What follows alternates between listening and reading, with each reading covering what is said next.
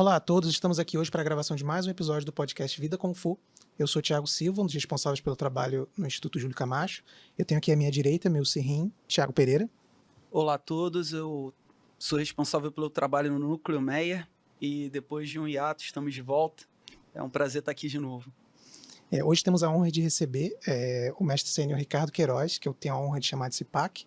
Diga olá, Cipac. Olá a todos, um prazer aqui estar com vocês aqui nessa jornada. Obrigado. Muito obrigado pela presença, Cipac. É uma honra recebê-los, como eu já disse. Com mais de 30 anos de prática apenas de Wing Chun, fora outras artes, ele foi diretor do antigo Núcleo Flamengo, que ficava aqui pertinho do instituto onde a gente está gravando, quase no mesmo quarteirão, né? Um pouquinho mais para lá. Verdade. Toda vez que eu venho para cá eu comento isso. Hoje ele é diretor do Núcleo Centro da Moya Wing Chun Martial Intelligence e é líder do clã Moi Ke Lo Si, sendo reconhecido como mestre sênior pela International Moya Wing Chun Federation. No mundo acadêmico, ele possui uma graduação e mestrado em filosofia pela UERJ e é doutorando em filosofia pela mesma instituição. Ele também atua como filosofia clínica e Dais Análise, certificado pelo Instituto Daisen de São Paulo. Olá, Cipac. Olá. Então, Daisen vem do Heidegger, né? Sim. Então, ser e o tempo, a gente está com o tempo meio corrido. Como que... não sei se a gente vai conseguir esgotar o assunto, né? A gente vai tratar um pouco de morte, que é um tabu para todos. Mas eu queria voltar um pouquinho. Como é que o senhor conheceu o Wing Chun? Da onde vem esse interesse? Ou como se encontrou? Ok. O meu interesse pelo Wing Chun, ele se deu em 1991. Eu trabalhava no Unibanco, no centro da cidade, na Uruguaiana. E eu tinha 2 horas de almoço. Então eu passeava lá pelo centro e tinha uma livraria na esquina de Uruguaiana com Rua da Carioca. E dentro da livraria tinha um livro de Wing Chun. E aí me chamou a atenção 3 coisas no livro. A primeira é a teoria da linha central. O que é isso, né? Uma teoria, né? Então muitas vezes isso atrai, né? Você entender algo de maneira, enfim, intelectiva, né? Racional. E o segundo elemento foi o conceito de simplicidade chinês na tradição do Wing Chun, o que me chamou a atenção por uma característica já mais afetiva, mais emocional. O conceito ele é composto com 2 caracteres chineses, um aponta para uma questão mais exata, mais matemática, e a outra aponta para uma questão mais da intuição, da espontaneidade, dos afetos, né? E isso também me cativou. E a terceira questão é que foi fundado por uma mulher. E tudo isso na minha cabeça, né, de um jovem que trabalhava no centro da cidade, me atraiu muito. Eu queria algo que não fosse meramente uma defesa pessoal no sentido de gerar condições de me defender ou agredir outra pessoa, mas eu queria algo que realmente me encaminhasse para ser uma pessoa melhor, né? Hoje isso está muito mais claro, né, para mim e para vários, mas naquela época eu não saberia dizer que isso teria a ver com desenvolvimento humano, desenvolvimento pessoal, mas era, né? Eu já buscava aquilo lá. E aí eu fui buscar o Wing Chun, né, no Rio de Janeiro, e eu não encontrei. E passeando em Madureira, eu vi um trabalho de Wing Chun em Madureira, né? E eu comecei lá, depois fui para Jardim América, que é ali próximo da Avenida Brasil, e depois, né, fui surpreendido por toda uma apresentação do meu Sifu, né, na PUC do Rio de Janeiro, falando do Kung Fu dentro de um cenário, né, dentro de uma atmosfera de vida Kung Fu. E aí não tive como não ingressar nesse caminho, né, junto a ele, para compreender o Kung Fu de maneira realmente mais profunda, mais significativa, que fizesse sentido para a minha vida, que me melhorasse como pessoa, né? Bom, Cipac, queria dizer que é um prazer estar recebendo você aqui, estou bem emocionado. E para contextualizar minha próxima pergunta, queria contar uma história rápida. A gente se conheceu quando tinha acabado de completar 15 anos, né? E uma das primeiras perguntas que eu te fiz ali, esperando a hora do curso introdutório começar, foi se um dia eu poderia ensinar para alguém. Aí você perguntou, você tem interesse em ensinar? Eu falei, não, só estou perguntando. Aí você falou, se você tiver interesse, você vai ter condições para fazer isso um dia. E eu hoje tenho essa condição, né? E ao longo desse processo, Cipac, não foram poucas as vezes que pessoas me procuraram falando assim, é que eu queria conhecer mais da filosofia do Kung Fu. E aí a minha pergunta para você seria, existe uma filosofia do Kung Fu ou uma sabedoria do Kung Fu? Nossa, essa pergunta é excelente, né? São duas palavras assim muito polêmicas, elas geram muitas interpretações. Hoje em dia, né, a minha posição com relação a isso é que as duas elas estão muito menos comprometidas com uma explicação delimitada, muito bem, né, circunscrita dentro de um campo lógico de entendimento, mas elas apontam, na verdade, por um compromisso, uma dedicação com relação ao existir. Tanto sabedoria como filosofia importa muito mais, no caso da filosofia, filosofar, portanto, é um compromisso de verbo, não do substantivo. Pensar que se poderia compreender a filosofia lendo o livro de história da filosofia está muito longe de entender, né, a proposta da filosofia. A sabedoria é a mesma coisa, né? Nos clássicos chineses, por exemplo, já está recomendado que você nem vai conseguir compreender a sabedoria, né? E o André Bueno, que é o sinólogo brasileiro, hoje trabalha, né, no departamento de História da UERJ, ele chegou a escrever que uma aproximação à sabedoria seria talvez algo mais recomendável para se falar da sabedoria, que também, né, exige comportamentos, né? Eu costumo pensar que um sábio, ele não diria que é sábio, né? O sábio muitas vezes é apontado pelo outro, né? Aquela pessoa é sábia, mas eu acredito, né, e estou bastante convencido de que se alguém perguntar para um sábio se ele é sábio, ele vai dizer que não. É como se ele tivesse uma competência inconsciente. Sim, mas e além disso, né, complementando o que você está colocando, ele soubesse que ele tem um compromisso de atuar como um ser vivente, como um ser existente, e por isso ele não é, né? Ele precisa ser. Ele tem que ter um compromisso com o sendo, é muito mais um compromisso com o gerúndio, né, dos caracteres existenciais de um ser humano, do que propriamente algo que já está consumado. Por exemplo, eu sou formado, né, em filosofia pela UERJ. Isso é uma formação, né? Você tem uma conclusão. Mas quando você fala de existência, você não tem essa formação. Enquanto você existe, você existe. E você precisa, cada vez mais, se for do seu interesse, compreender como melhor existir nesse curso, nesse processo. Existe processualidade. Tanto nos clássicos chineses, eles apontam para você entender melhor sobre processualidade. A filosofia, mesma coisa. A filosofia aponta também para a transitoriedade. Então, os dois, né, tanto os dois termos, os dois verbetes, tanto filosofia quanto sabedoria, eles estão apontando para uma dinâmica existencial, muito mais do que alguma coisa enclausurada em determinações conceituais postas num livro ou no dicionário. Muito obrigado. Esse podcast sobre vida Kung Fu, meu mestre do Senrin também costuma dizer que a vida não contrapõe a morte, né? A gente já estava falando sobre isso, queimando pauta. Mas é a sua área de tudo, né? A sua área de interesse. O que eu queria trazer, a gente vive numa sociedade hoje que é quase que um tabu, né? A gente é uma psicanalista na Psicológica TV, que é um canal que o nosso mestre criou há muito tempo atrás, quase 10 anos. Ela falava assim, olha, antigamente a gente nascia do repolho, o papai ia da cegonha, o papai ia lá comprar, e agora a gente nasce, vira flor, vai vir estrelinha, virou um tabu na nossa sociedade. Como é que a prática do Kung Fu pode nos ajudar a lidar melhor com a morte? Maravilha, né? Outra pergunta também fenomenal, né? Eu vou seguir dois caminhos aqui, né? Até chegar na tua questão, né? Uma questão é entender essa relação entre vida, né, e aquilo que é preciso compreender na dinâmica da vida. E a outra é a questão da morte e a que ela contraria. O Sifu de vocês abordou isso no podcast. Vale a pena rever, assistir. Quem não assistiu, assista. Porque ele comenta lá, eu achei muito interessante, exatamente o fato de que nascimento, né, ele vai estar constatando com a morte, porque um é um início e o outro é um fim. A vida é uma dinâmica, né, e eu concordo totalmente com ele, né? Nessa dinâmica é possível você ter uma conversa com a morte, mas não essa morte que está apontada na contrariedade do nascimento. É uma morte que ela na verdade, ela está falando da nossa relação por sabermos que morreremos. Então, você tem uma constante, portanto, ininterrupta, irreversível, intransferível, relação iminente com a morte. Essa iminência aponta para uma morte biológica, que a gente não sabe qual é a datação dela, quando ela virá, pode vir daqui a um minuto, esperamos que não, né?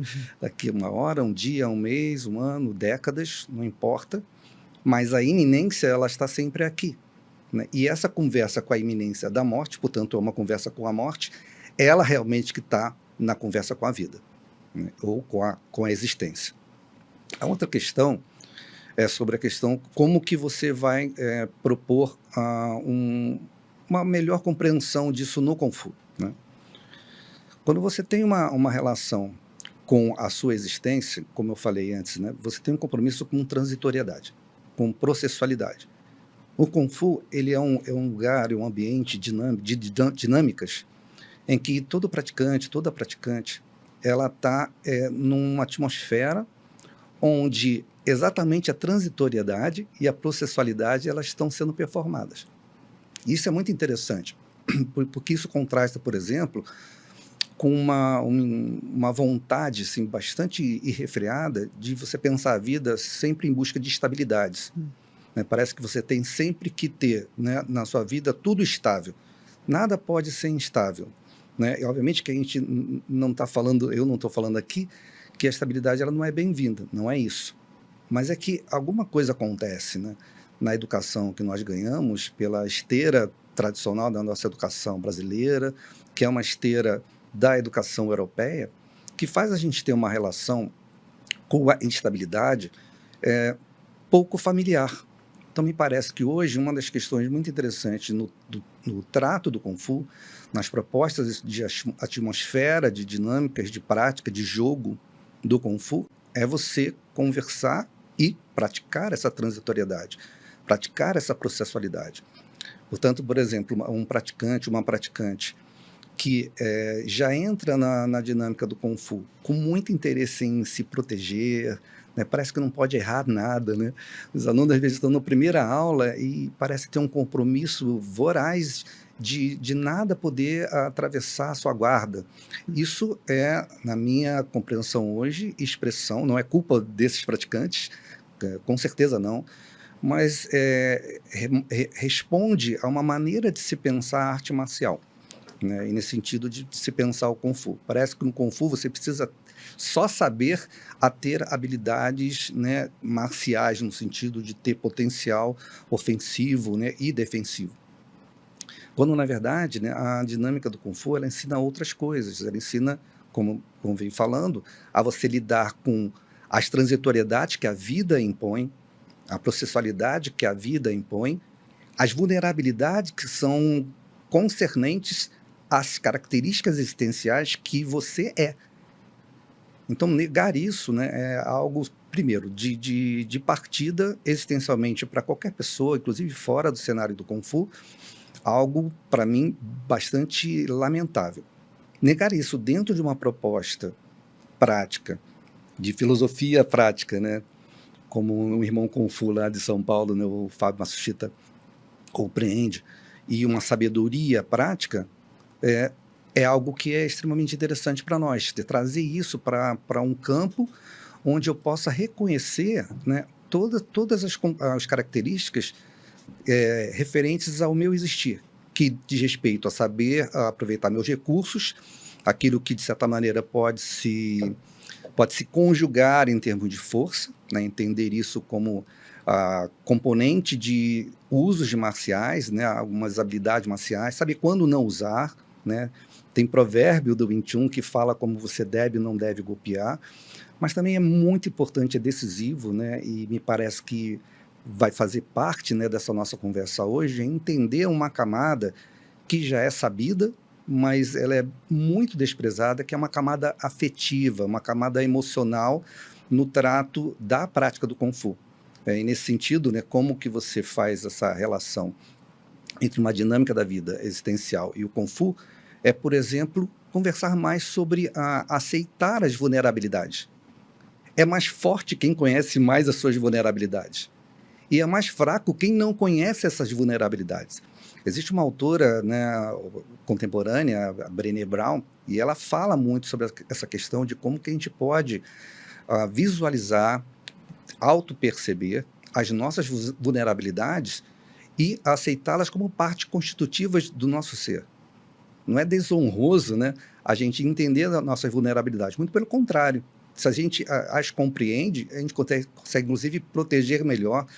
Se a gente expõe, a gente inclusive torna o outro mais empático conosco. Porque todo mundo tem os seus sofrimentos, todo mundo tem as suas vulnerabilidades. Eu falo da minha vulnerabilidade, você fala da sua vulnerabilidade, Tiago também fala da sua vulnerabilidade, e a gente pode gerar conexão com isso. Muito mais do que a gente esconder essas vulnerabilidades.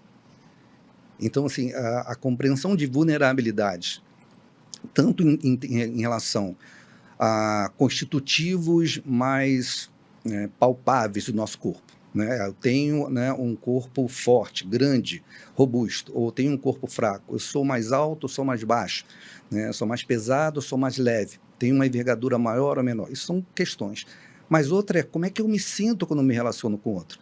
Eu fico mais ou menos assustado, fico mais ou menos entusiasmado, eu sinto tédio ou sinto pavor quando treino uma prática de Kung Fu.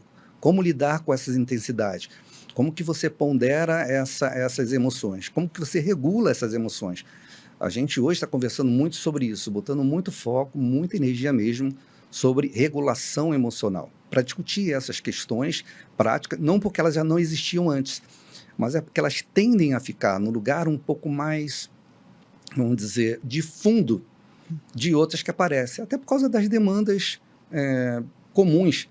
Muitos chegam, né, não todos, né, é até bom não generalizar, mas muitos chegam, por exemplo, né, na escola procurando simplesmente defesa pessoal. E não estão errados, a gente trabalha exatamente nessa questão. Mas às vezes eles não sabem que eles estão lá para também não só conhecer o Kung Fu, mas através, por intermédio do Kung Fu, conhecerem a si mesmo. Conhecer a si mesmos é algo muito interessante e vai ser tanto melhor quando você conhecer todas as questões que são atinentes a você mesmo.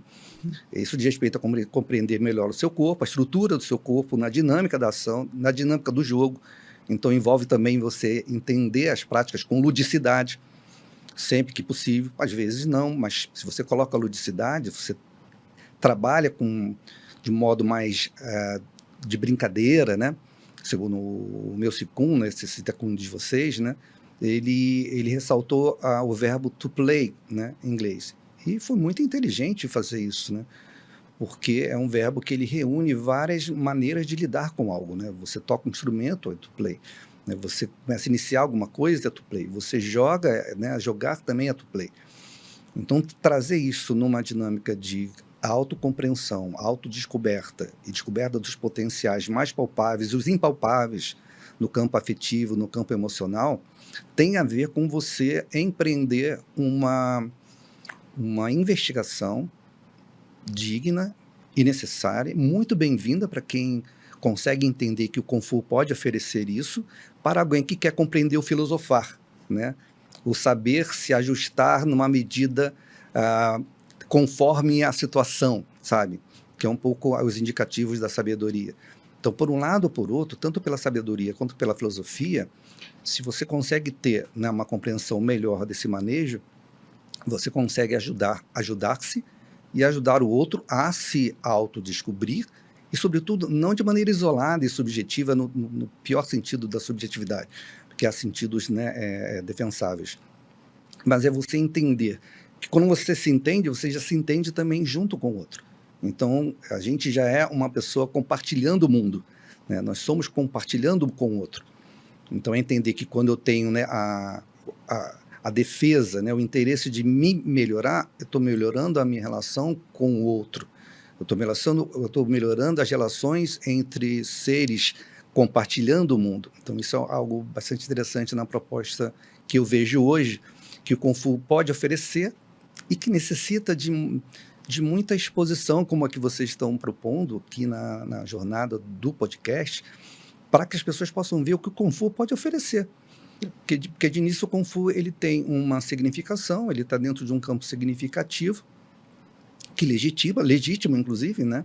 que tem todos, né, os avatares desse campo significativo, né? Michelle Yeoh, Bruce Lee, Jet Li, Jackie Chan, e etc, né? Donnie Yen.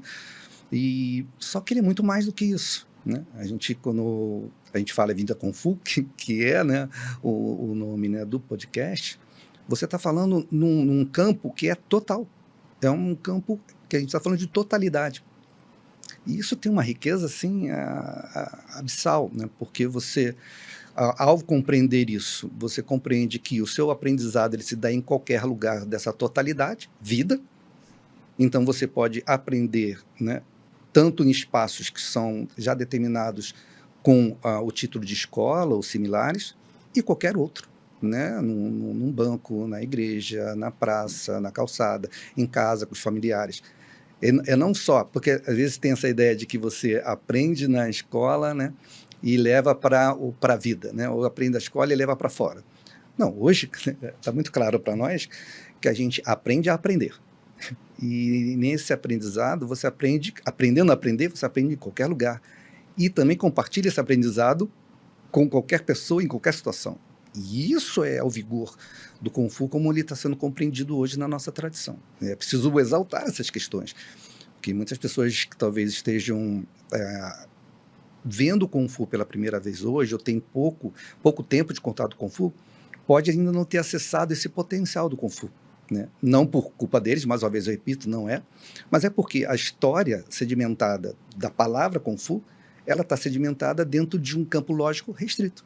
Então, assim, é muito interessante que nós possamos contribuir, né? E todos os que estão aqui participando do podcast estão fazendo isso para que essa compreensão ela se dilate, né? E as pessoas possam entender o Kung Fu como um lugar não apenas para trabalhar a defesa pessoal, mas trabalhar a defesa da sua existência, né? E até reconfigurar a palavra defesa, mas a própria atitude, né, artístico-marcial na sua vida, na sua existência, e ajudar os outros também a melhorarem as suas existências.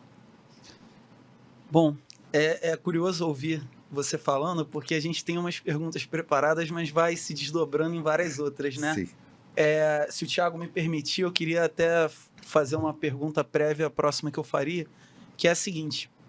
A doutora Vanise Almeida, que é a minha citai, ela fala em algum vídeo do canal Kung Fu Life, assim, naquele período que a Moyal Wing Chun começou no Brasil, esse conceito de você participar de um evento de arte marcial sentado num formato quase que de palestra, por incrível que pareça, era novidade. Era difícil de entender que você podia ter algum processo de aprendizagem sentado ouvindo alguém falar ou participando de uma outra maneira que não fosse fisicamente.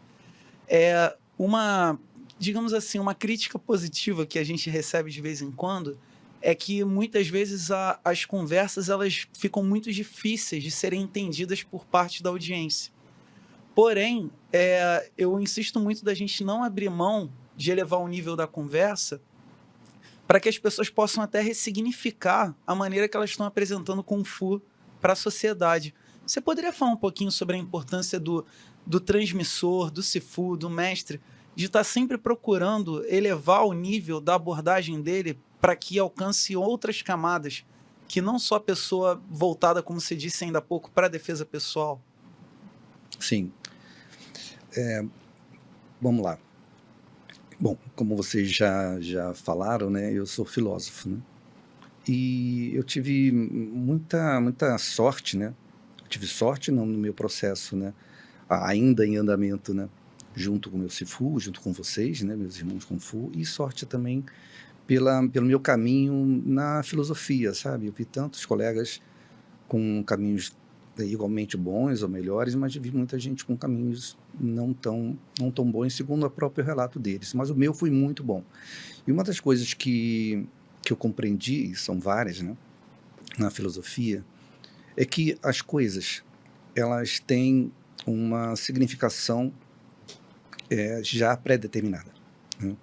Então, quando um filósofo ele se debruça sobre conceitos já existentes, o que ele acaba fazendo é um exercício de desconstrução da maneira como se compreende aquilo, como se entende, né?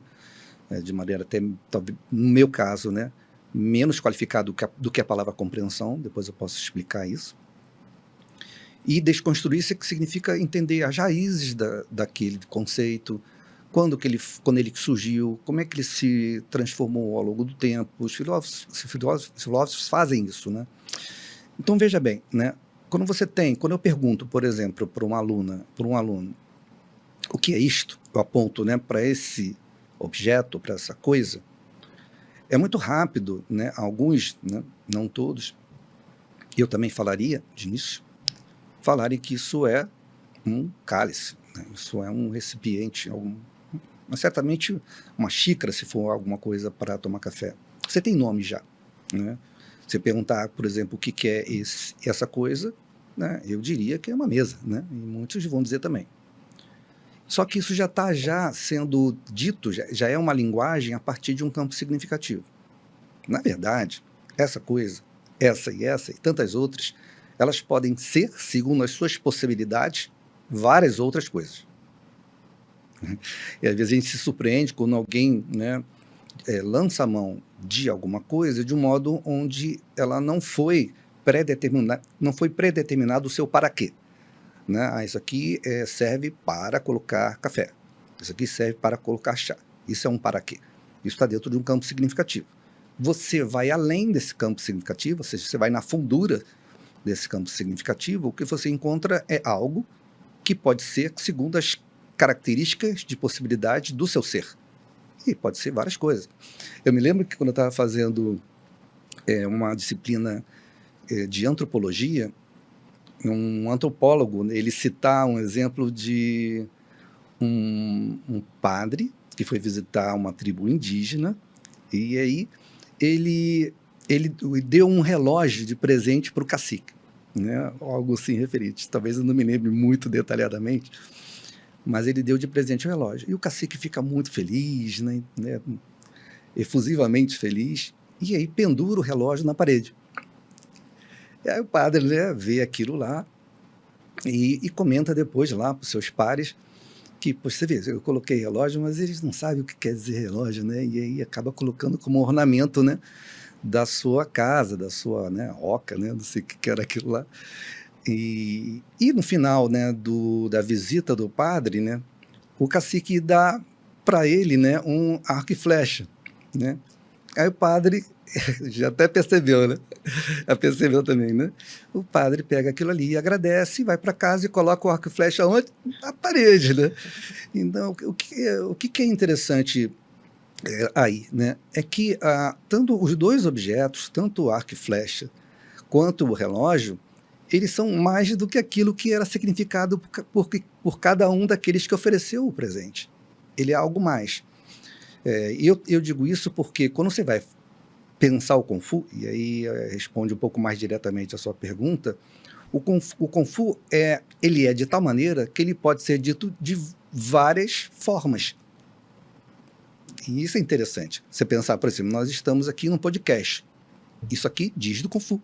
O Kung Fu ele é de tal maneira que permite que você fale através por intermédio de um podcast, por intermédio de um livro, por intermédio de um vídeo e assim por diante. E também por intermédio de uma prática bem orientada, na dinâmica né, normalmente, vulgarmente compreendida, numa dinâmica de defesa pessoal, né? E por que isso é honesto e é legítimo? Porque a gente está falando do Kung Fu, e não da maneira como eu interpreto Kung Fu. Eu tenho que olhar, né, o objeto temático e perguntar para ele, como que você pode ser falado? E ele fala, pode ser dessa maneira, em determinadas maneiras. Talvez em algum momento pare, né, mas não está determinado que vai parar, né? Tudo é assim. Aí você vai e coloca esse foco investigativo no ser humano. Rapaz, né? Se um arco e flecha e o relógio, né, ele já pode ser tanto mais, segundo as suas possibilidades de ser, como que um ser humano, né, ele pode olhar para si, né, e avaliar e identificar as suas possibilidades de ser. E mais, se avaliar como possibilidade. O Kierkegaard, que é um filósofo conhecido, que escreveu inclusive o livro O Conceito de Angústia, ele vai exatamente subir essa noção de que nós somos possibilidade para possibilidades. né? O Heidegger pega isso, né, e vai subir o termo poder ser. Nós somos poder ser. E daí vários outros vão continuar essa ideia de que nós somos possibilidade de ser. Nós sempre somos responsáveis por decidir sobre essas possibilidades. Que é isso que o Sartre fala, por exemplo, quando ele diz que o homem está condenado a ser livre. É isso, ele enxergou isso. Eu posso continuar decidindo o que eu fui ontem e o mês passado? Certamente. Eu posso continuar a decidir ser do jeito que eu sou maximamente daqui às próximas décadas? Sim. Né? Se eu continuar até lá, sim. Mas eu posso ser outra coisa? Sim, segundo as possibilidades de ser que são atinentes à minha existência, ao meu modo de ser. O modo de ser do ser humano, que é existir, né? Então, acredito que o Kung Fu ele ganha muito com interpretações e vias de comunicação, de linguagem, que em grego significa você expor o logos de algo, assim, algo fala segundo ele mesmo, né? Através de várias maneiras, né? Não sei se eu respondi a sua pergunta. Muito bom. Obrigado, Sipak. Voltando ainda para a sua resposta, entrando agora numa outra pergunta, que é a seguinte, uma história rápida. Eu pratiquei judô por um período e quando eu tinha 7 anos, eu participei de um campeonato. E aí eu perdi a luta, né, que dava medalha. E eu chorei tanto que o sensei, com pena, me deu uma medalha. E meu avô, que estava na arquibancada assistindo, ele ficou tão indignado com o fato de eu ter chorado e ter conseguido a medalha que ficou uma semana sem falar comigo. Só que eu tinha 7 anos, né? E 2 anos depois, minha mãe varrendo a casa, passa a medalha, assim, sendo varrida junto com as coisas. E a minha primeira reação foi pegar a medalha. Só que eu falei, pô, mas isso aqui eu ganhei chorando, né? A minha pergunta para você seria a seguinte: a gente acaba sendo educado de alguma forma a controlar as emoções, digamos assim. E como é que funciona o controle emocional dentro da prática do Wing Chun ou do desenvolvimento do Kung Fu de forma geral? Essa é uma pergunta ótima.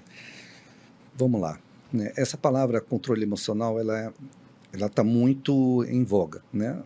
Não porque ela já não estivesse antes, mas hoje me parece que ela toma cada vez mais, né, um campo mais amplo, até porque as mídias sociais elas ampliaram também, né? O século XXI é diferente do século XX, né? Você tem uma ampliação absurda, né, disso.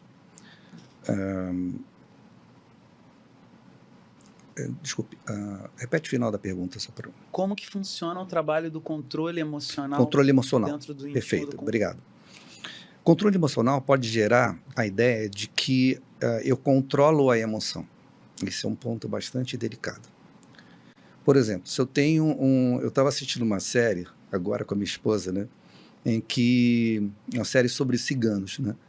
E aí um garoto tem que fugir porque o cachorro dele mordeu, né, a mulher que era de uma outra família, uma outra cultura. E aí você tem que controlar o cachorro, né? Você tem lá a coleira e você controla algo, né? Você controla... A ideia de controlar, ela pode ser pensada assim. Mas quando você vai falar isso com emoção, fica uma coisa muito estranha, porque você não determina, né, a irrupção da emoção. A emoção, ela simplesmente vem, ela emerge, como um geyser, sabe? Ela vem, né? Você se alegra, né? Você vai, agora vou ligar aqui, né? A gente não funciona, né? Nós somos seres humanos, né? O que funciona é geladeira, né? Cafeteira. A gente, como ser humano, a gente performa. E no sentido das emoções, as emoções elas irrompem, né? Elas emergem, surgem. Então a gente não controla nem o aparecimento e nem o desaparecimento das emoções. A gente pode, claro, lançar mão de vários manejos para atenuar isso, né? Alguns até usam de manejos para ocultar isso, né? Particularmente eu sou contrário. Eu acho muito interessante você compreender o porquê que aquela emoção surgiu. Você está diante dela e ela pode estar te dizendo algo muito importante, né? O que tem a ver, muitas vezes, com a questão que a gente colocou lá no início sobre a contrariedade entre nascimento e morte, né? E vida e responsabilidade do viver. Então, a ideia de controlar a emoção ela fica estranha por conta do fato de que eu não domino o seu aparecimento nem o seu desaparecimento. Porém, algo pode ser feito na presença das emoções. Eu acho que o Kung Fu entra aí. Ele entra como um ambiente extremamente possante, muito potente. Por quê? Por que potente? Porque ele implica o corpo como um todo. Então, realmente, ele tem uma dedicação de corpo que você está lá intelectivamente, racionalmente, espiritualmente e emocionalmente, principalmente, né? No caso aqui, né? E nesse sentido, quando você tem isso, a presença da emoção, ela é ingrediente do aprendizado. Você não entendeu isso, né? Você tem um destino, né, do Kung Fu e de outras artes marciais diferente. Ele pode até se performar para você como positivo, te trazer coisas boas, mas é um destino diferente. Você entendeu que as emoções, elas são ingrediente para que você tenha um aprimoramento do seu autocompreender, né, numa descoberta do si mesmo, ser mais próprio, né, ter mais autarquia, né, sobre as suas decisões, né, ser mais autocrata também com as suas decisões. A presença da emoção, ela é super bem-vinda. Então, você pensar, por exemplo, você pratica... Tem práticas dentro do Kung Fu muito interessantes. Você faz uma prática simples, dependendo da pessoa, ela já está aflita. Está parada, né, no nível básico, e a pessoa está aflita. E às vezes a pessoa não está percebendo, né? Aí vai, eu tenho que fazer algo para que ela se mobilize. Não, você tem que fazer nada. Você olha para a pessoa, sinta a pessoa, se conecte com ela, né? Como eu falei antes, né? Se conecta muitas vezes com a vulnerabilidade daquela pessoa. A pessoa já está lá, aflita, quer fugir dali e muitas vezes não está nem mostrando isso para a gente, né? É muito louco, porque às vezes fica aquela cara de parede, né? Ela não quer mostrar que está sofrendo. Isso é muito comum, gente. Isso é muito comum. Fica com aquela cara de parede e você não sabe interpretar a cara de parede. Você não consegue perceber que tem mais coisa ali do que cara de parede, né? Você tem uma pessoa que está querendo ir embora e não está dizendo, porque também tem muitas orientações que dizem que você tem que ficar lá, você tem que mostrar firme, que você tem que mostrar força, né? Você está lá, você está numa arte marcial, sabe? Você quer ser Bruce Lee, né? Então, como que você vai mostrar que você está, né, acovardado, né? Como você vai mostrar que você está com medo, você está aflito, está angustiado, né? Às vezes tem uma dificuldade, né? E é preciso entender isso, entender o que gerou isso. E nesse sentido, né, a ideia de controlar, ela está fora de questão para mim. Nesse sentido, quando eu falo de controle emocional, o que está implicado nisso não é controlar a emoção, mas é você se encontrar na presença das emoções. E isso é decisivo. Quanto mais você se encontre na presença das emoções, você não fuja, né? Como muitas vezes as pessoas fogem das emoções. Você fala, por exemplo, da morte, é muito comum as pessoas fugirem disso, de conversas sobre a morte. As pessoas não fogem da morte, as pessoas veem séries que começam o primeiro episódio com mortes, né? O jornalismo muitas vezes mostra a morte todo dia, né? Mas a conversa da morte, ela evoluiu por um certo estranhamento. A gente perdeu, como o Felipe Arrier fala, a gente perdeu uma relação com a morte mais familiar. Ele diz isso na história da morte do Ocidente. Um homem diante da morte, ele tá avaliando uma série de culturas, por exemplo, e ao avaliar várias culturas, ele percebe que o trato com a morte antigamente era diferente. Primeiro, o médico ia muitas vezes na casa da pessoa, a pessoa falecia em casa, né? O moribundo, ele, por exemplo, tinha a família lá, mas tinha criança também, né? Vendo o vovô, o papai, quem quer que seja que esteja lá moribundo, né? Numa iminência bem próxima da morte, você tinha um outro manejo com relação à presença da morte. Ele vai acentuar isso, né? Como que isso mudou? Como que hoje você tem cemitérios né, que distanciam, né, aquele ente querido de você? Por que isso aconteceu? Porque assim, não foi sempre assim, né? Acho que uma das coisas que fica implícito no trabalho do Arrier é você pensar como que a familiaridade com a morte, hoje ela está tão pequenina a ponto de muitas pessoas, muitos responsáveis, não levarem as crianças para sepultamento, por exemplo. Não vou levar minha filha, meu filho, né, para uma atmosfera de sepultamento, de velório, que é uma atmosfera, né? Então, quando você compreende, né, a atmosfera e não foge dela, ela vai te dizer algo. Ela tem condições de dizer algo. Por exemplo, não algo provisório. O que assim, profundamente, uma relação com a morte, por exemplo, poderia estar dizendo para alguém? Lembrar alguém que nós somos finitos. Existe finitude no nosso existir. né? Tem jargões populares que dizem, né, você nasceu já sabe que já vai morrer, né? Tem algo que já é pré-sabido. Mas a relação com a morte, ela não é bem-vinda. Muitas vezes você foge de conversas. Você está numa festa de Natal. Poxa, vamos conversar sobre a morte? Se você propor algo assim, é muito comum que as pessoas olhem com a cara estranha para você, né? Porque não é uma conversa bem-vinda numa festa de Natal, numa festa de aniversário. E a pergunta que se pode fazer é, por que não? O que aconteceu que a gente não pode falar algo que é característica nossa? Olha que interessante. Não é algo que diz respeito ao outro, não. É uma das coisas mais características nossas, é o fato de que nós somos seres finitos. Existe uma finitude, independente, inclusive, de crença em reencarnação. A configuração que é hoje, ela tem um fim, ela acaba. Esse podcast, ele tem 1 hora para acabar, sabe?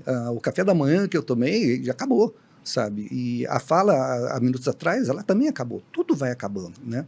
Então, a ideia de se encontrar, né, exatamente na presença das emoções, ela ajuda muito primeiro, você entender mais de você, porque você também é constitutivo de emoções. Então, assim, não se afugente das emoções, muito pelo contrário. Examine-as, sabe? Quando a gente sente uma dor no corpo, a gente não ignora a dor, a gente vai colocar um band-aid, ou então vai no hospital para fazer um curativo. Às vezes dá ponto. Por que às vezes aparece uma dor emocional, né, e você quer fugir dela? Por quê? Por quê? Por quê? Por quê? Então, faça perguntas. E quando você fizer pergunta, muitas vezes você está lá conversando com isso. Quando você está numa arte marcial, e nesse caso aqui a gente está conversando sobre Kung Fu, muitas vezes você tem ali, né, as últimas consequências de um combate é a morte. Ninguém quer isso, né? A gente tem um trabalho extremamente cuidadoso, né? Mas quando você está lá angustiado e aflito, tem uma questão da sua finitude ali de fundo, conversando com você. Poxa, converse, sabe? É uma das maneiras de você mais se autoconhecer, entender tudo que é constitutivo de você.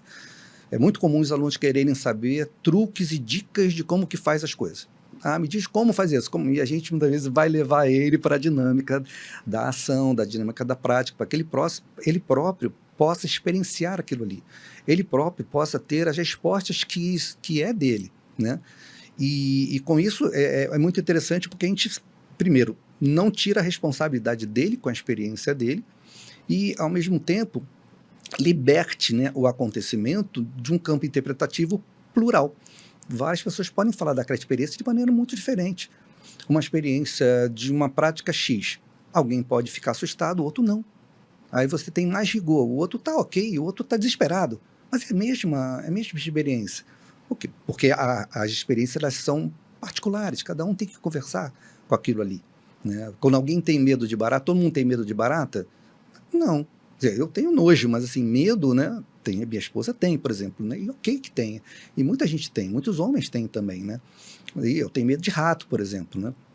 Mas tem gente que não tem. Então, assim, não é o rato, que então é um ser que, por ser do jeito que ele é, ele acaba performando medo em toda e qualquer pessoa. Não, isso não acontece. Não é a barata, por ser o ser que ela causa medo em todo mundo. Também não acontece. Você está numa partida de futebol e todo mundo torce igual? Não, os japoneses torcem diferente, né? Assim, brasileiro é muito efusivo, inflamado, né? O japonês fica lá com aquelas coisas de plástico, né? Muito legal ver, né? Tem uma disciplina, tem uma certa retidão ali, diferente, muito, muito interessante. Não dizer que o inflamado não é bom, né? Eu sou brasileiro, né? Eu tenho sangue quente, né? País tropical, né? Tem uma legitimidade no modo de torcer brasileiro e tem uma legitimidade no modo de torcer japonês, né? Ou chinês, né, no caso. Mas eu lembrei do japonês porque eu vejo muito isso na disciplina do japonês. Mas quando você vai falar, por exemplo, em questões de experiências significativas, né, na prática do Kung Fu, cada um muitas vezes vai ter o direito de sentir aquilo que pode sentir. Então nada é pré-determinado. Você tem que acompanhar com muito cuidado e, ao mesmo tempo, legitimar as experiências no campo emocional. O emocional, muitas vezes, ele é afundado, porque você tem que ajudar o outro a compreender racionalmente como se faz alguma coisa. Sim, mas como é que você ajuda o outro a compreender emocionalmente alguma coisa? Como é que você ajuda o outro a compreender como é que ele está emocionalmente com aquela proposta? Não aprender o elemento racional da proposta. né? Mas aprender como é que ele está daquela maneira. Se interessa para ele ficar um pouco mais ali, se a gente para e toma uma água, né? Discutir sobre a questão emocional, porque ela vai fazer muita diferença para a vida Kung Fu, para o campo da vida. Porque a vida, a gente sabe que tem os ups and downs, os altos e baixos, né? E esses altos e baixos, eles envolvem a gente ser acachapado muitas vezes por questões emocionais. 2020 foi, sabe, uma tsunami de elementos emocionais, né?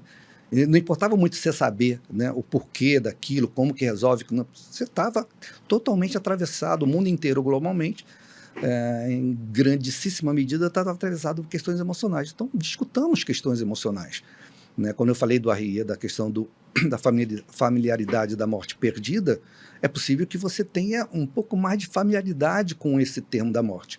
E com isso você consiga se aproximar mais de você, o que, curiosamente, leva a uma outra questão que é bem interessante, que é você, se aproximando de você, você identificar algo que não é bem uma familiaridade, mas uma estranheza. Vou explicar. Como nós somos condenados a ser livres, né, e temos sempre essa raiz, né, nós somos radicados nessa necessária retomada de decisões, nessa responsabilidade de decidir aquilo que nós somos, esse elemento que dota a gente dessa capacidade de sempre estar decidindo, ele é um elemento negativo, ele é um elemento de negatividade, no bom uso do termo. Você tem os elementos das positividades, das coisas que nos instruem, né, de partida, quando a gente nasce, muita coisa a cultura orienta a gente, né, e isso é bem-vindo. Mas chega um ponto que você vai criticar a cultura, né, naquilo que é criticável. Como que você faz essa crítica? Se você não tivesse nada que te permitisse isso, você ficava só entubado. Você ficava só positivado, né? A cultura te positiva, você seria um robô, né? Ela diz para você o que você tem que fazer em relação a tudo. E nada mais a fazer. Mas não é isso. E não é isso, porque nós temos um elemento partícipe da nossa estrutura existencial, liberdade, que indica exatamente as possibilidades de ser, e esse elemento é um elemento contrário, é uma negatividade em relação à positividade. É como o yin yang, sabe, da existência. Seria pensar um pouco isso. Pô, mas quando você vai apontar, não para a positividade, que de certa maneira te ajudou, mas às vezes te aprisiona, e vai apontar para o outro lado da negatividade, você não encontra a fixidez. A fixidez está no outro lado. Você quer se encontrar, mas não tem algo fixo sobre você. Você tem que decidir. E exatamente se decidir em alguma coisa que você nunca encontra, quem não de alguma maneira não sabe, né, a problemática disso, se sente simplesmente angustiado, simplesmente no sentido de não passa daí. Fica angustiado e muitas vezes vai seguir uma série de comportamentos para tentar resolver essa angústia. E aí você tem uma série de ações, inclusive até eu sou muito vítima também disso. Você começa a comprar doce, você começa a comprar roupa, né? Você precisa de uma roupa, aí você volta para casa com 20, né? Por que isso aconteceu? Né? Tem várias razões, mas uma delas é fuga, sabe? Você precisa comer um doce? Sim, pô, qual o problema de comer um doce, né? Mas quanto doce que você come, sabe? Às vezes você come muito e você não sabe por que você está comendo aquela quantidade enorme de doce, fazendo um mal terrível para você, muitas vezes para tamponar, né? É uma palavra de uso, inclusive até na psicanálise, tamponar uma questão que é irresolvível, que é essa questão da negatividade, mas ela é constitutiva, então, sabe, procure desenvolver uma certa investigação que torne você um pouco mais amigável disso, sabe? Que fique mais de boa com isso. Não é deixar, estou falando para deixar de sofrer, né? Para atenuar a inquietude. Não é isso, é para tentar olhar para a inquietude, tentar olhar para sofrimento e ver até que ponto aquilo ali é preciso sofrer mesmo. E se é preciso sofrer, qual é a densidade desse sofrimento? Qual é a legitimidade desse sofrimento? Como é que é isso? Né? Isso é mal-vindo? Né? Pode não ser mal-vindo, você sofre, mas é bem-vindo. Como que você muda algo que faz você sofrer, como dor, né? Assim, fazendo uma analogia à dor, mas ao mesmo tempo você acolha, sabe? Dói, mas você acolhe. Como é possível fazer isso? É possível fazer? Claro que é. Mas a gente é educado a fazer isso? Em grande medida, claro que não. A gente não é auxiliado a isso. Muito pelo contrário, né? A gente é auxiliado muito mais a ter bens, né, a ter posse, a ter tudo direitinho nos seus lugares. Nada pode mudar, sabe? Você tem um emprego e nunca se perde o emprego, você tem que puxar o cabelo. Né? Você tem um relacionamento, perde o relacionamento, puxa, você fica desesperado, fica perdido. Né? A gente não é educado, a gente tem uma perdição a cada coisa que a gente perde, né? Perde emprego, perde relacionamento, perde o carro, sabe? Perde alguma coisa, perde um rim, e você fica transtornado demais. Mas, poxa, nós somos isso. Nós somos isso que está sempre em risco, sabe? Então a gente tem que defender, sim, as coisas que nos mantêm saudáveis, sabe? Que nos mantêm organizados, mas temos que compreender também que a dinâmica da existência, ela também está jogando, né, com uma série de transformações no nosso corpo, na nossa maneira de pensar, de lidar com os outros, com a cultura e etc. Né? Então, assim, existe uma perda da familiaridade, né, de partida que é questionável, né? E eu questiono muito ultimamente isso. Existe uma possibilidade de a gente gerar um pouco mais de familiaridade com a morte, por exemplo, nesse podcast, né? Acho que ele cumpre um pouco esse papel também. E, ao mesmo tempo, nesse caminho de familiaridade com a morte, o que a gente vai encontrar não é a familiaridade com a gente, né? Porque a gente tem esse compromisso de se relacionar com algo que está sempre na dinâmica de responsabilidade de existir. Portanto, tem uma negatividade estrutural que é importante entender para entender o que nós somos. Se nós não temos essa negatividade estrutural, nós seríamos só, como eu já falei há minutos atrás, só positividade. Mas não, nós somos exatamente essa complementariedade, né? E precisamos entender mais. Por isso que entender mais sobre isso é bom, entender mais sobre vulnerabilidade é bom, entender mais sobre afetos é bom, emoções. A filosofia, durante muito tempo mesmo, ela desprezou afetos e emoções do seu escopo investigativo. Né? Assim, por que não houveram filósofos discutindo isso? Não, desde a Grécia, né, se discute questões sobre afetos. O problema é que a gente tem uma esteira de consideração do homem que acabou jogando a compreensão do ser humano numa lógica de animal racional. É uma palavra comum. Né? Quem nós somos não é incomum você ouvir, né, que o outro diga nós somos um animal racional. Ou que você diga para o outro, né, nós somos animal racional, e o outro concorde. Não, eu concordo com você. Então você tem um campo lógico animal e ele é adjetivado com um outro campo lógico que é o racional, né, os racionais. Só que a filosofia ela andou para além dessa concepção de animal racional, porque nós também somos emocionais. O que seria pensar, por exemplo, que nós somos animais emocionais?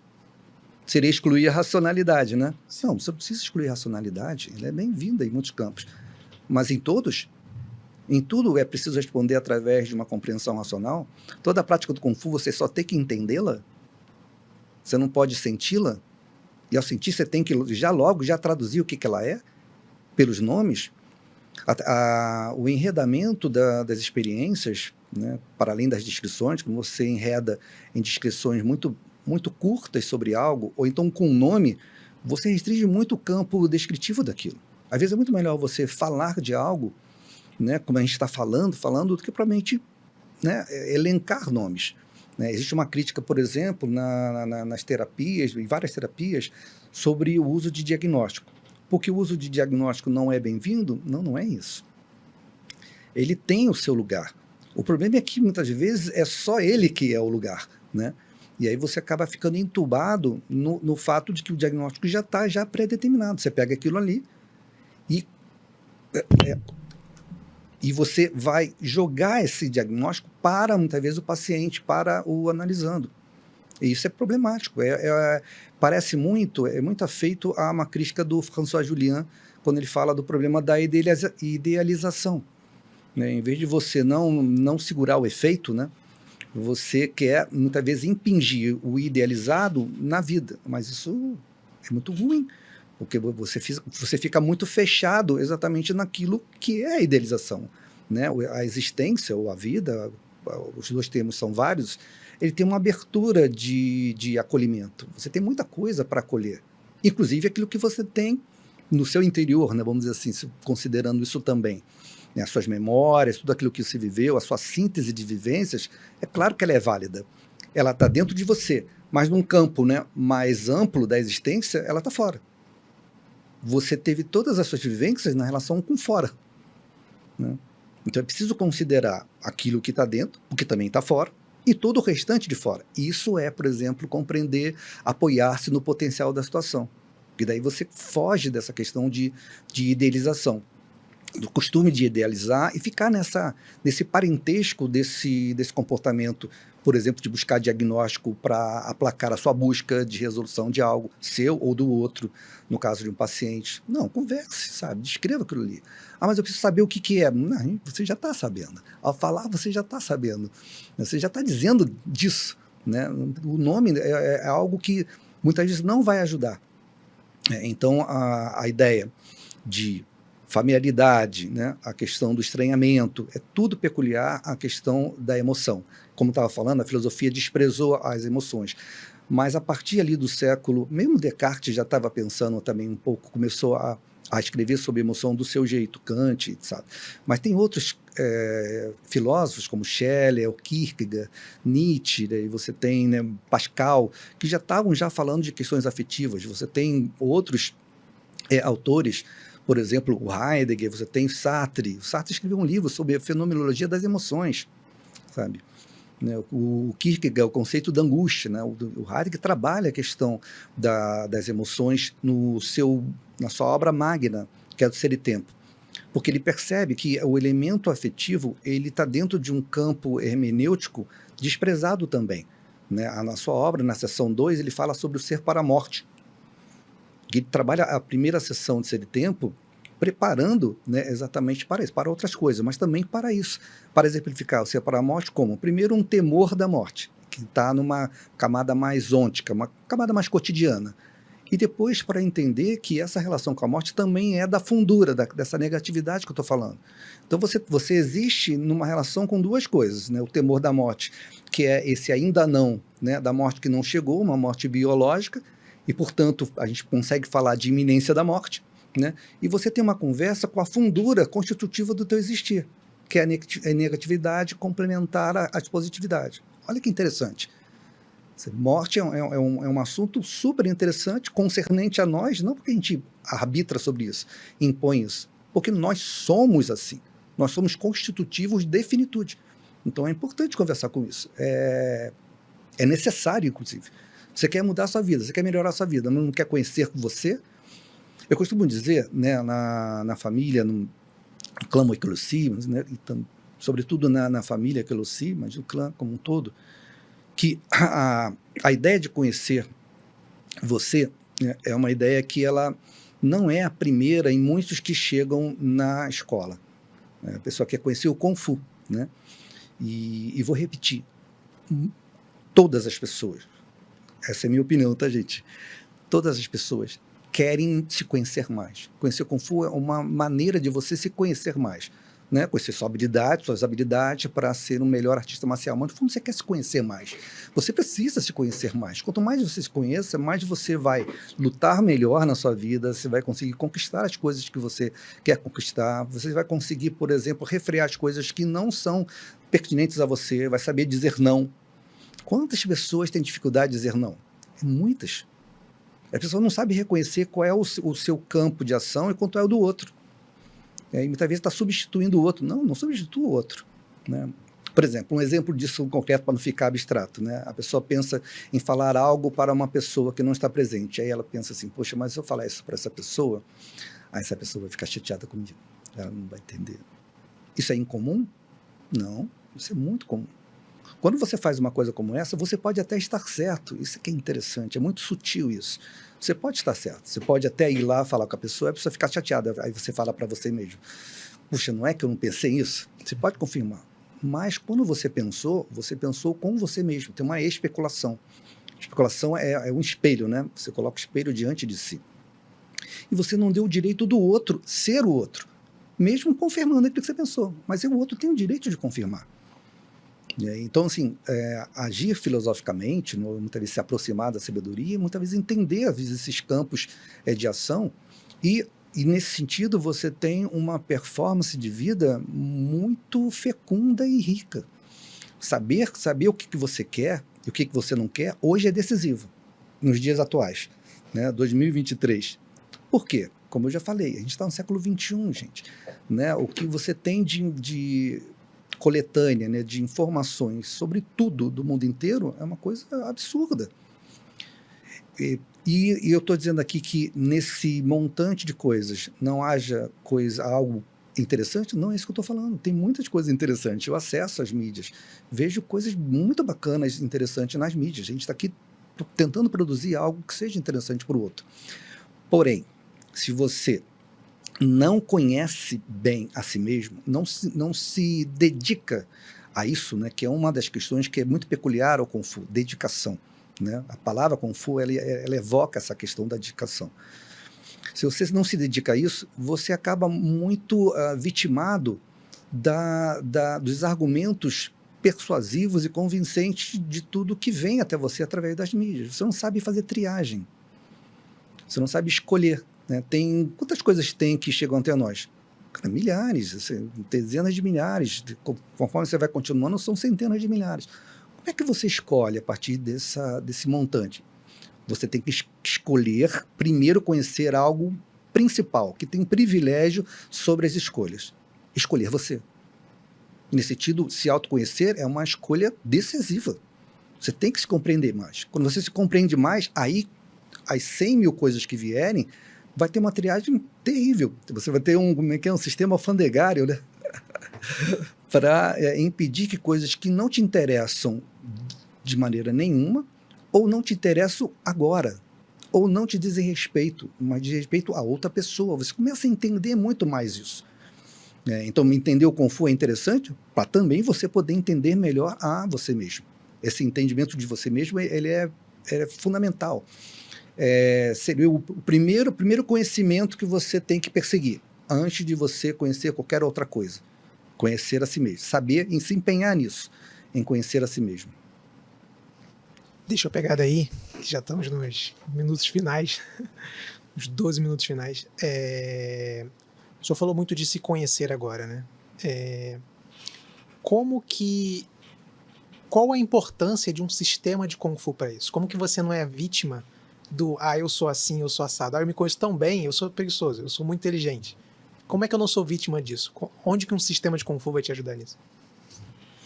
Nossa, excelente pergunta também, né? A palavra sistema é uma palavra também muito polissêmica, né? Você pode interpretar de diversas maneiras.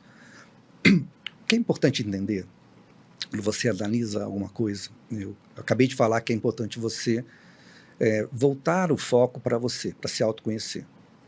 Mas nesse voltar o foco para você, como já falei antes também, é muito importante você não subtrair o outro. Então você tem como expressão do sistema convivência. Isso é muito importante que você entender a convivência de pessoas que estão com elementos comuns para discutir algo, para trabalhar algo, para se dedicar na dinâmica de algo. Nós estamos fazendo isso aqui agora, né? Então, entender sistema é você entender os modos como você cria as ambiências, né? E vai cuidar de cada destino segundo a sua individualidade, segundo a sua particularidade, segundo a sua singularidade. A palavra melhor é singularidade. Então, sistema é muito mais de você entender, né, a raiz das questões do que propriamente alguma coisa que é secundária a essa raiz. Vou te explicar isso. Por exemplo, quando você tem uma visada institucional sobre algo, é algo muito relevante, é muito importante. Várias vezes eu pergunto para os meus discípulos, né, se vale a pena para vocês ter uma escola, né? Por várias razões, de vezes que acontece e tal. Eu falei, poxa, vocês querem manter a escola, vocês querem ajudar que a escola fique de pé, né? E aí as pessoas, de modo geral, dizem que sim, né? Mas foi sempre assim, né, na nossa tradição? Não. Né? Você vê, por exemplo, né, toda a questão, por exemplo, do junco vermelho, né, ela se deu numa característica muito peculiar, né? Inclusive com muito risco, né? Por conta da situação da dinastia vigente. Anteriormente, a própria relação, né, da Umoi com a Wing Chun também, né? Você é escondida na montanha, sabe? Então, assim, existe na nossa tradição realidades que elas não dependeram de escola, no sentido institucional que a gente está falando.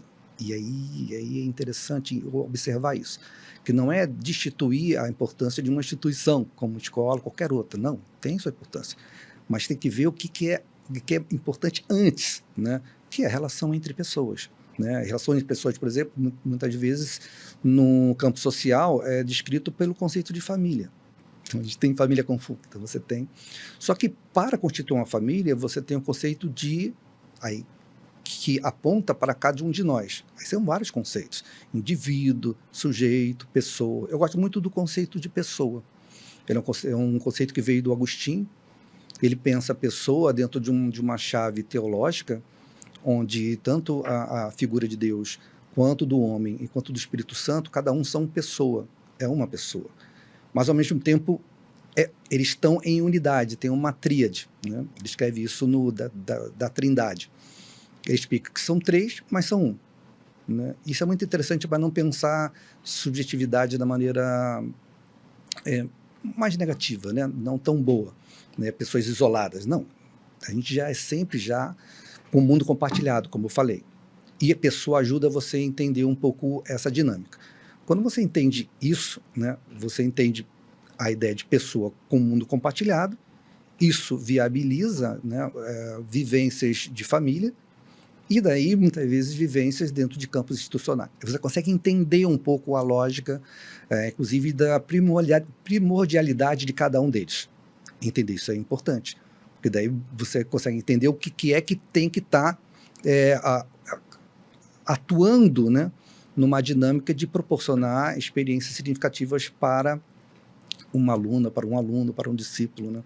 Eu acho que a ideia de sistema, ela traduz uma série de elementos que são interligados. Né? Um dos elementos que eu acho que é muito importante pensar dessa ligação são as pessoas. Né? E aí você tem vários outros que ajudam a você entender. Né? Uma lógica, por exemplo, né, de evolução da prática, você entender, por exemplo, né, que o sistema tem 6 níveis, mas tudo isso já é um elemento secundário. Né? Tudo isso, no caso do Wing Chun, subiu no século XVIII, né?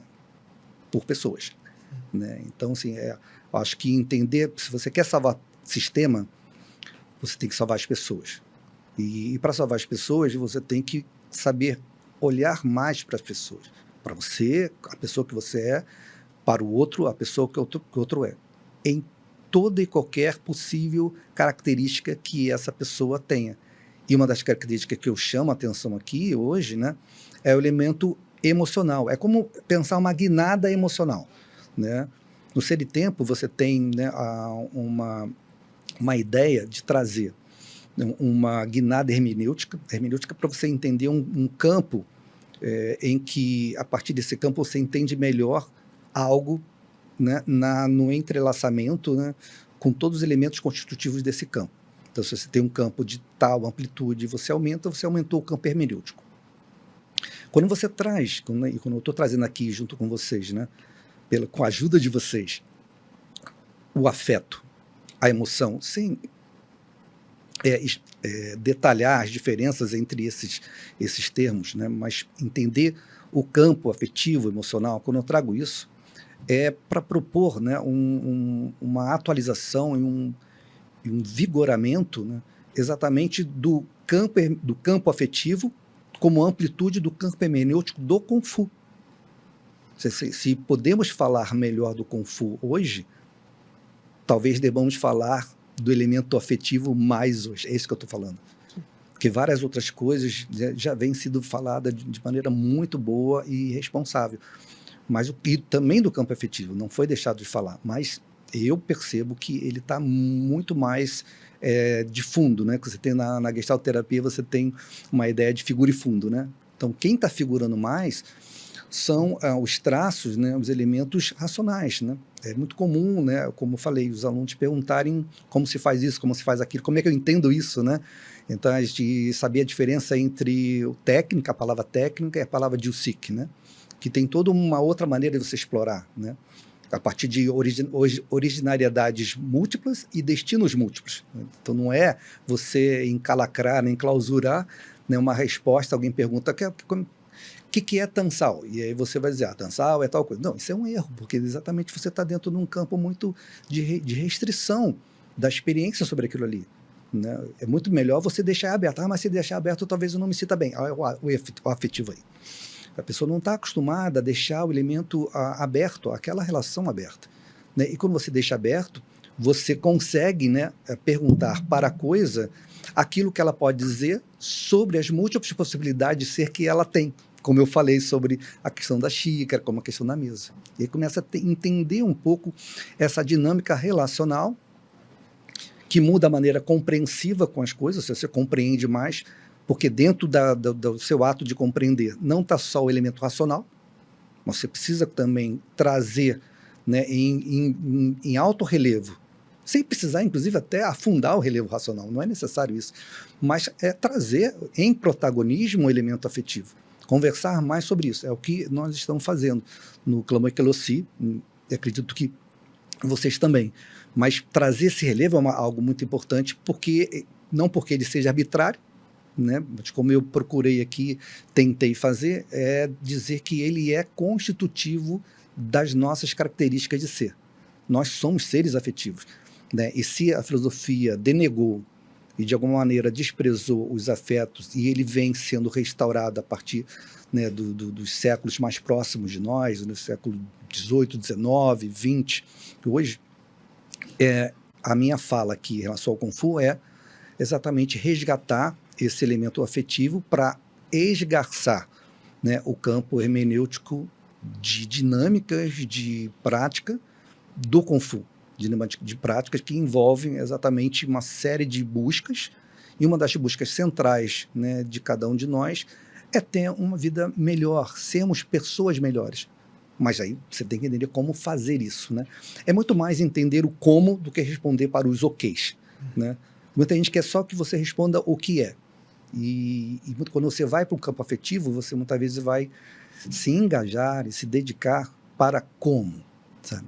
Como que se faz?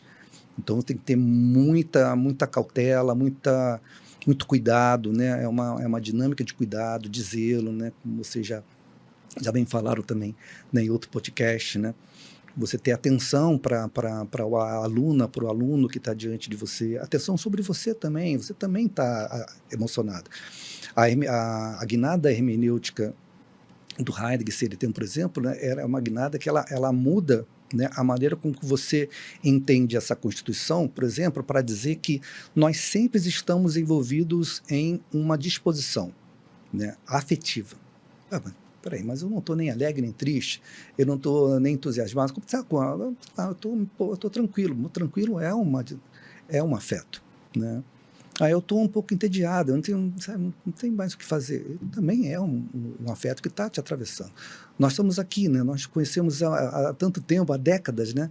É uma satisfação para mim, né? Imagino que para vocês também. Isso é afeto. Nós estamos aqui preocupados em qual é a pergunta talvez mais interessante para fazer e dar seguimento. Afeto. Preocupação também é afeto. Poxa, fiquei mais ou menos aliviado com a resposta. É afeto. Fiquei agraciado pela resposta. É afeto. Tem uma série de afetos, independente de dar os nomes. Eu não estou dando um nome aqui para me contradizer, tá vendo? Né? É só para realmente deixar mais evidente de que nós sempre somos atravessados pelo afeto, independentemente da gente identificar, né, ou nomear os afetos. Isso é muito interessante. Esse espaço aqui, né, o espaço cedido pela Betamax, né? Até agradecer ao Fábio também por isso. O que acontece, né, com esse espaço? Tem muita coisa nesse espaço. A gente já viu tudo desse espaço? Não que está escondido, que está visível. Não. Pode reparar. Se você for fazer uma vasculhação, né, sobre esse espaço, você pode encontrar coisas que você não viu. Por exemplo, tem ranhuras nessa mesa que a gente não se deteve, porque a gente está preocupado com outras coisas, mas estão aqui. Invisíveis? Não, estão visíveis. Mas por conta da nossa dinâmica, elas se tornam invisíveis, sendo visíveis, né? E isso é interessante para pensar, por exemplo, como que nós somos afetados sempre, e também percebemos sempre. Então você tem percepções, né, no campo até de possibilidades racionais de identificação do que é uma ranhura, o que é uma fenda, o que é uma diferença de matiz, de cor, aqui está mais escuro, aqui está mais claro e tudo mais, mas nós não fazemos, não porque não esteja aqui. Afeto é a mesma coisa, ele está aqui e muitas vezes a gente não está dando a devida importância, respeitando o devido protagonismo que os afetos podem ter. Uma vez que se empenha isso, mais uma vez repito, não é desprezar a questão intelectiva de compreensão racional sobre as coisas. Não é isso. Mas é você olhar para o aluno, para a aluna, e poder perceber a dinâmica de afeto que está nessa relação de você com o seu discípulo, a sua discípula. Como que você se sente, como é que o outro se sente. Né? Vocês estão afinados, estão desafinados, né? Porque pode até dar desafinados e está ok, né? Cada um está no seu tom, né? Ou pode, muitas vezes, estar no mesmo tom. Essa pergunta ela é feita? Muitas vezes não.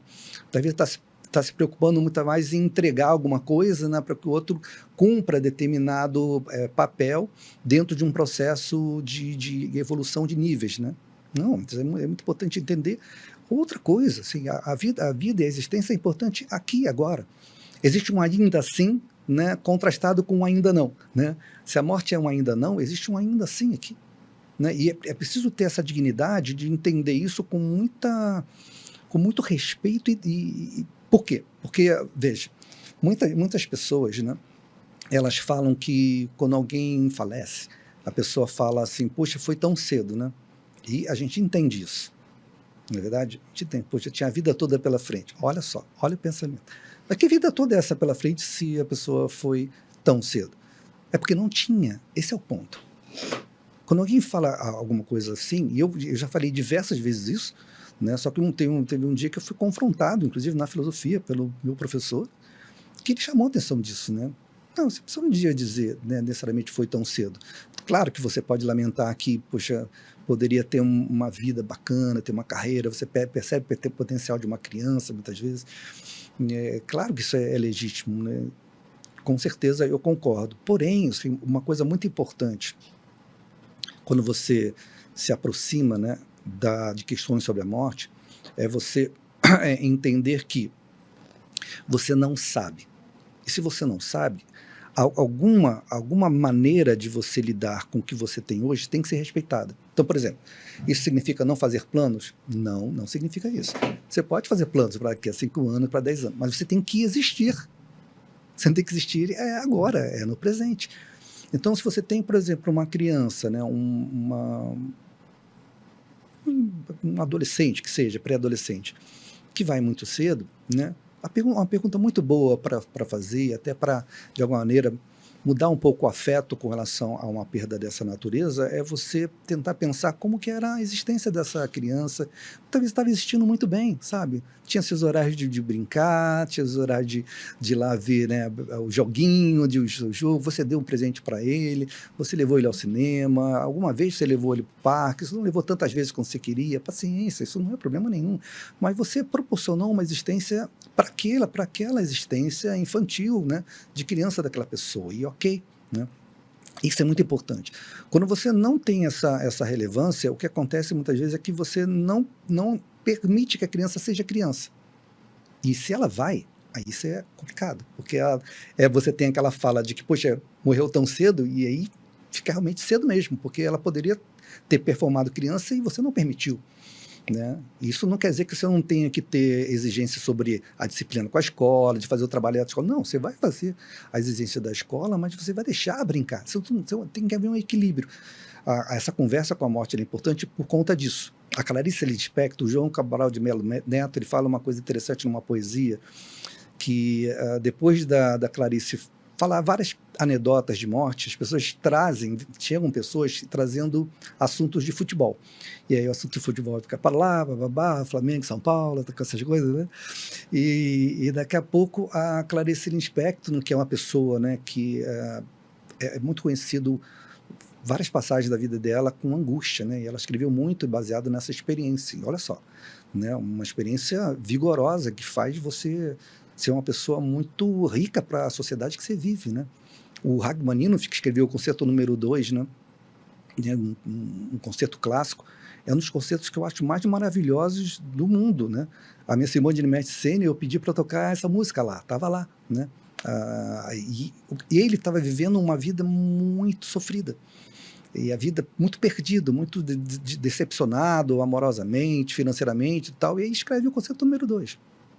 Então, assim, essa relação com a morte, ou mesmo a angústia que muitas vezes é produzida com essa relação, ela muitas vezes faz você criar obras-primas na música, na pintura, na literatura, como a Clarice Lispector.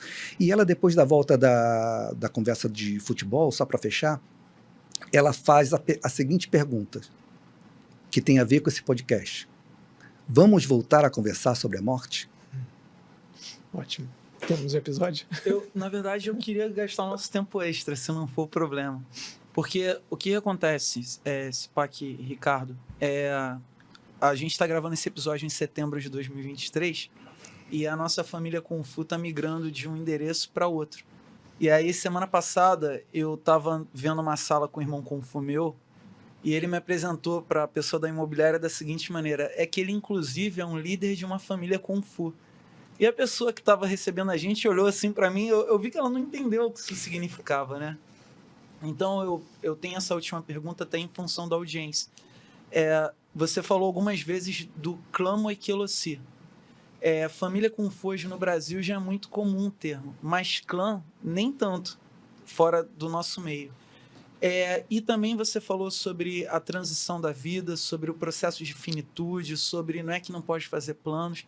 Então, a minha pergunta de encerramento seria se você poderia explicar o que é um clã, o que é o clã Moikilossi, e quais são os seus, digamos assim, qual é o seu planejamento, né, por falta de uma palavra melhor, para essa próxima geração que está sendo formada sob a sua responsabilidade para essa manutenção do sistema Wing Chun, para o desenvolvimento do Kung Fu. Maravilha, né?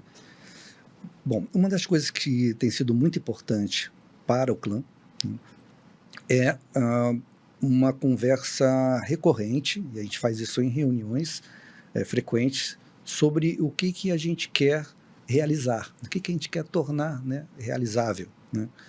E isso é muito, eu vejo muito importante porque as pessoas que se dedicam ao Kung Fu, e se você abre, né, uma escola, né, e você inicia uma família, né, você faz isso em virtude de um caminho que você percorreu, né? Ninguém acorda, né, não tendo feito isso, eu vou abrir uma escola de Kung Fu.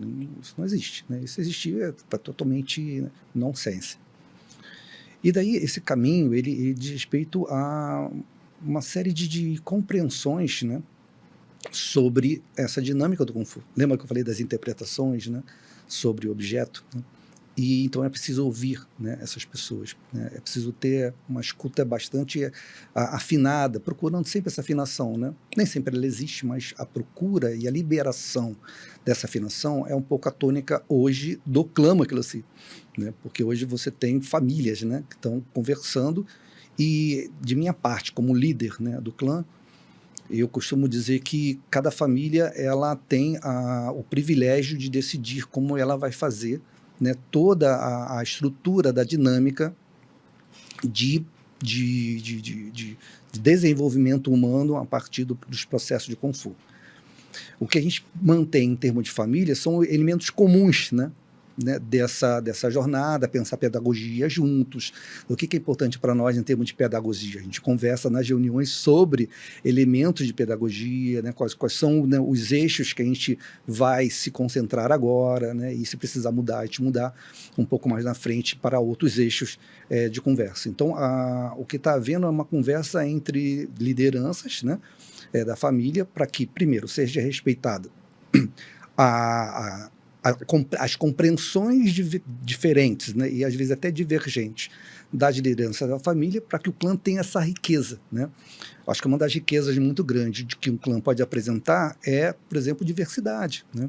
Diferenciação, e não desprezando os elementos comuns. Claro que é bem-vindo todos os elementos comuns possíveis, né? Eu li um livro na filosofia chamado Raça e História, né? Conhece? Não estou só... do Levi-Strauss. É um livro muito interessante, é um escrito muito interessante, não é bem um livro, né? Ele escreve isso logo após o fim da Segunda Guerra, né, por conta da Unesco, porque ela quer fazer todo um apanhado, né, de intelectuais da época, o Levi-Strauss é um, sobre o problema da raça, que foi o problema que existiu na Segunda Guerra, né, com relação à raça pura, eugenia, toda aquela questão, e vários intelectuais, além do Levi-Strauss, foram convidados. Então o tema era raça, né? para trabalhar sobre isso. E ele então escreve, né, exatamente esse Raça e História, depois ele vai escrever um Raça e Cultura, se não me engano, mas no Raça e História ele faz uma coisa muito interessante. Ele faz um deslocamento da exigência de comentar com raça e ele destrói o conceito de raça.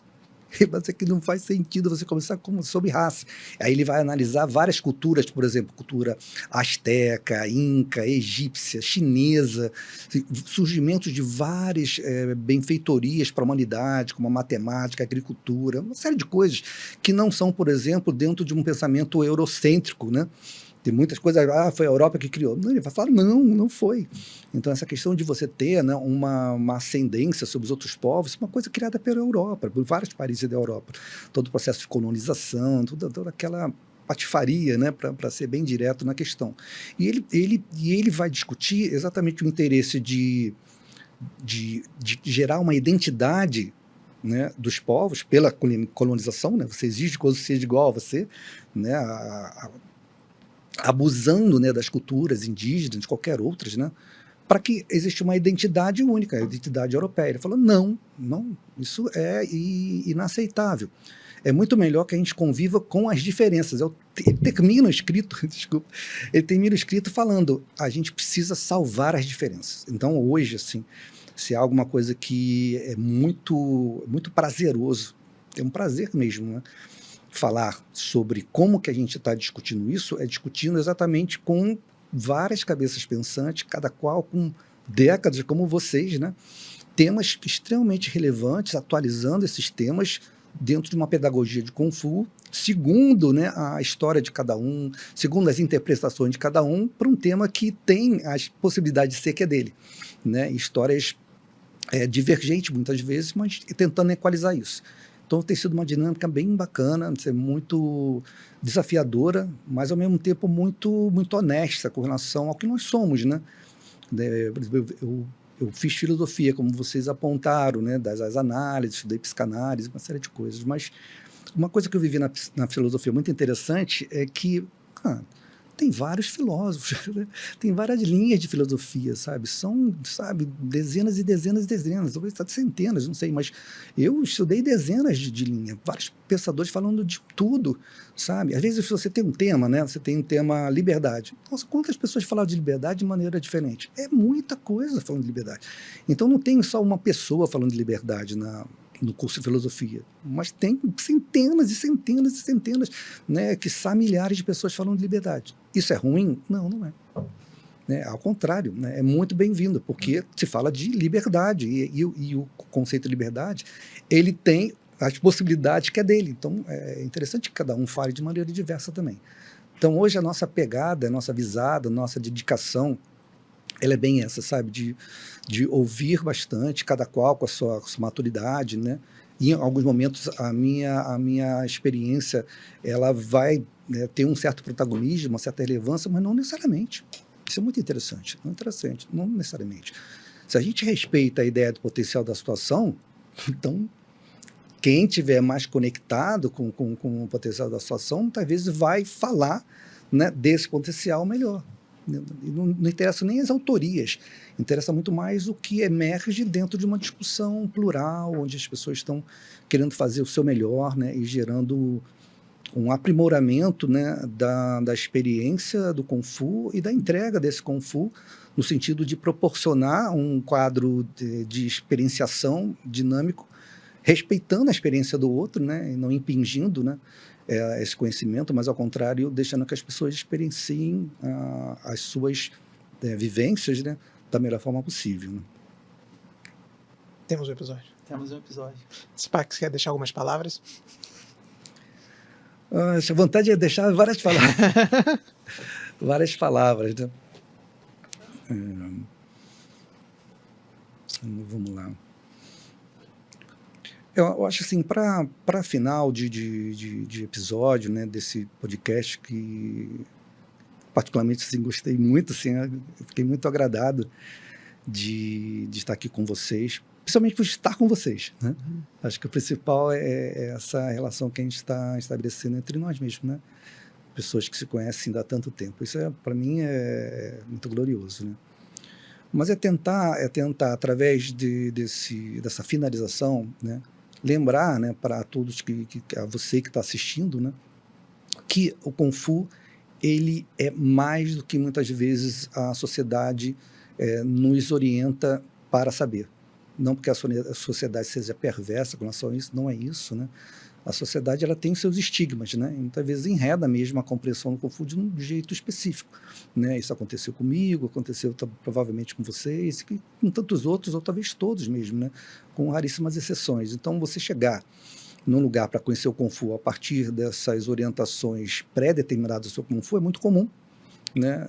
Não tem nada de errado em chegar assim. O problema é chegar assim e achar que é isso só.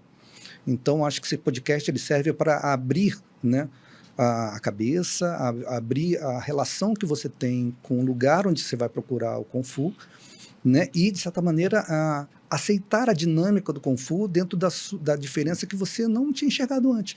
Porque tem muita gente, né, que faz Kung Fu, e eu digo isso acreditando que vocês tiveram muitas experiências sobre isso, que falam, puxa, eu achava que o Kung Fu era isso, mas ele é muito mais. Quantas e quantas e quantas pessoas não falaram isso? O que é? Então, é deixar um pouco exatamente isso, né? Que o Kung Fu é muito mais do que ele é falado socialmente, principalmente se você adentra, né, esse Kung Fu e aceita, né, de partida essa diferença, sem ficar julgando muito a partir desse lugar anterior, porque senão você não percebe a diferença, né? A gente vem de uma cultura que é chinesa, portanto, ela é diferente da cultura brasileira. Né? Não é à toa, né, que o Ocidental tem o nome que tem, né? Ou seja, você tem uma suspensão, né, da grande ideia que você tem das coisas. Não é à toa que você tem o Salpolei, onde você tem o obedecer com uma atitude não subserviente, mas uma atitude de poder observar, né, e apreciar e acolher aquilo que chega novo. Porque se você não acolhe aquilo que chega novo dentro das características de performance daquilo, você já vai, né, de alguma maneira, vestir aquilo que chega segundo as orientações que você tem prévia. Né? No concreto, por exemplo, na sociedade, você tem conceito de mulher, conceito de homem, conceito disso, conceito daquilo. Né? Isso é muito ruim, porque você olha alguém e fala, é mulher, então tal coisa, é homem, então tal e tal coisa. Mas e a pessoa, sabe? É importante entender a pessoa. Se você quer um relacionamento, né, e aí você tem um jeito de fazer tal coisa, você usa bigode, você tem cabelo curto, você usa um vestido vermelho, coisas mais vermelhas. A pessoa, então você é assim. Não, assim, sabe? Experimente a pessoa por detrás, né, dos conceitos. É isso que desde o início eu venho assinalando aqui. Sabe? Vivencie, né? Com a pessoa, qualquer que seja, na relação que for, a relação amorosa, a relação educacional, a relação do Kung Fu, essa experiência, para que a própria vivência diga um pouco mais de cada um, não apenas das suas virtudes, mas também dos seus vícios, né? Não só das suas forças, mas também suas vulnerabilidades. Né? Então, acho que a ideia de você ter esse coração mais aberto, né? Assim, o Kung Fu fala muito dessa coisa do coração. Pode ter seu coração mais aberto e abra para compreender o Kung Fu em tudo aquilo que ele pode ajudar você a conseguir as coisas que você quer conseguir na vida. E uma delas recomendada, que é uma recomendação minha hoje, é conheça mais você. E o Kung Fu hoje, né, principalmente, né, da maneira onde muitos trabalham com isso hoje, ele ajuda você a fazer isso, a realizar isso, segundo as suas características singulares, né? Sem impingir nada, né? Sem normatizar nada, muito pelo contrário. E hoje a gente está cada vez mais preparado, né, para poder deixar um lugar, né, ambientalizado, atmosfericamente ambientalizado, para que alguém possa ter os maiores benefícios na vida, né? Então, o resto é a atitude, muitas vezes, de conhecer esses ambientes e começar um processo com dedicação, não esperar também que esse processo te dê resultados muito grandiosos em 3 dias, né? Então, você tem que ter dedicação durante dependendo do que você queira, um certo decurso de tempo, né? Muitas coisas aparecem muito rapidamente. Tem gente que fala que já teve benefício na primeira aula, tem gente no primeiro mês, às vezes no primeiro ano, mas certamente se você está bem engajado, você conversa bem, você se conecta bem, você se permite vivenciar aquilo de todas as maneiras possíveis, inclusive a emocional, o destino seu, né, é muito glorioso, sabe? Tem grande chance de você ter muita sorte. Queria agradecer mais uma vez sua presença, Spark. Assim, fico muito feliz mesmo você dedicar tantas horas da sua manhã, desde a preparação para estar aqui até o retorno para o seu próximo ida, para o seu próximo compromisso. Eu fico muito feliz e cito por onde eu comecei, né? Eu que conheci você tão jovem, poder receber você hoje aqui nesse podcast, que é uma ferramenta que na época a gente nem imaginava que existiria um dia. Obrigado. Sim, eu quem agradeço a vocês dois pelo convite, né, assim, esse compromisso com o tema de hoje ele é fundamental, assim, é muito emocionante para mim estar conversando com vocês sobre isso. Existe uma fala do Epicuro, né, que é um filósofo antes da nossa era, né, centenas de anos da nossa era, que diz que quando a morte chega, nós não estamos lá, né, e quando ela chega, nós é que não estamos, né? E isso nos leva a ter uma experiência possível com a morte, exatamente nesse cuidado, né, com a nossa existência e com o decurso da nossa existência. Esse compromisso é um compromisso agora, é um compromisso presente, e é muito digno que a gente encontre uma conversa com a morte, fenomenicamente falando, assim, ela tenha fenômeno, né, uma vez que a apontada mais adiante, ela não se fenomenaliza. Então isso é uma coisa muito importante para mim. Espero ter deixado isso minimamente claro, né, para todos que possam estar ouvindo esse podcast, de refletir sobre isso, né, começar a refletir sobre isso. Existe uma música do Gilberto Gil que se chama Não Tenho Medo da Morte, muito interessante, que ela fala exatamente essa questão do Epicuro, em que quando a morte chega, meu coração não está mais lá, nem meu pulmão, né, mas sobretudo meu coração não está mais lá. Mas então onde está seu coração? Ele está aqui, então cuide dele. Ótimo, muito obrigado, Spark, agradecer também. A gente falou de coração, né? Tava pensando porque vida Kung Fu para Taiku Moyat era Sanfa. É o termo em chinês que ele usa. E San é coração. A gente falou tanto de coração, tanto de afeto. Um grande prazer recebê-lo. Me agradou muito o termo que você usou. Muito obrigado. Agradecer também ao estúdio Betamax por nos receber de novo. Gustavo, que está na mesa hoje. Eu agradecer ao Fábio. Muito obrigado a todos. Obrigado à audiência. E nos vemos no próximo episódio do podcast Vida Kung Fu. Até a próxima.